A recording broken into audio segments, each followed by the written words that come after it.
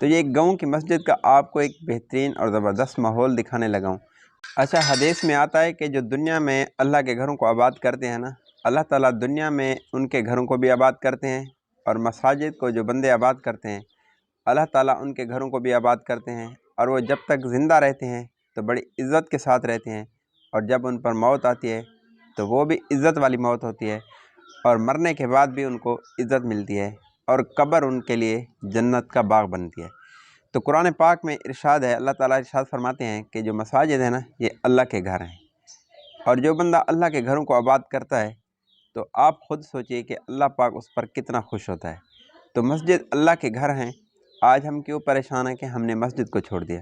تو یہ ایک گاؤں کی مسجد کا آپ کو ایک بہترین اور زبردست ماحول دکھانے لگا ہوں کہ دل کتنا خوش ہوتا ہے کہ جہاں مسلمان ہوتے ہیں نا، تو یہ ایک بہت بڑی نشانی ہے مسلمانوں کی کہ وہاں مساجد ہوتی ہے، وہاں اذان دی جاتی ہے تاکہ مسلمان نماز پڑھیں۔ تو یہ ایک گاؤں کے چند گھر ہیں، وہاں ایک کچی مساجد کا انہوں نے ایک نقشہ بنایا ہے، کوئی وہاں تعمیر بھی نہیں ہوئی، لیکن یہ بھی ایک اللہ کا گھر ہے۔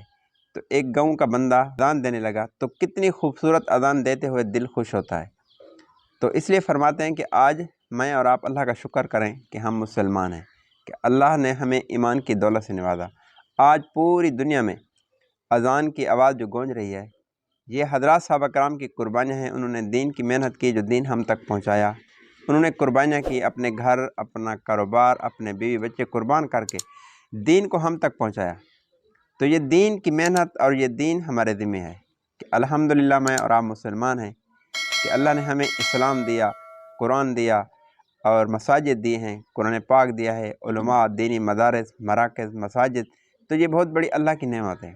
تو یہ ایک ویڈیو دیکھ لیں پہلے۔ اللہ اکبر، اللہ اکبر، اشہد ان لا الہ الا اللہ۔ یہ گاؤں کی مساجد ہے تو کتنا زبردست ماحول ہے۔ تو اس لیے میں کہتا ہوں کہ ہم سارے کے سارے مسلمان، پوری امت مسلمہ اللہ کے گھروں کو ہم آباد کرنے والے بن جائیں۔ جب ہم اللہ کے گھروں کو آباد کریں گے تو انشاءاللہ اللہ کی مدد ہمارے ساتھ ہوگی، اللہ خوش ہوگا۔ آج ہم کیوں پریشان ہیں کہ ہم نے اللہ کے گھروں کو آباد کرنا چھوڑ دیا، اللہ کے بنیادی حق نماز کو ہم نے چھوڑ دیا۔ تو اس لیے اللہ تعالیٰ مجھے اور آپ کو، پوری امت مسلمہ کو، نماز پڑھنے کی اور مساجد کو آباد کرنے کی توفیق عطا فرمائے۔ بات اچھی لگے بھائی کہ چینل کو بھی سبسکرائب کرنا۔ اللہ آپ سب کا حامی و ناصر ہو۔ اللہ حافظ۔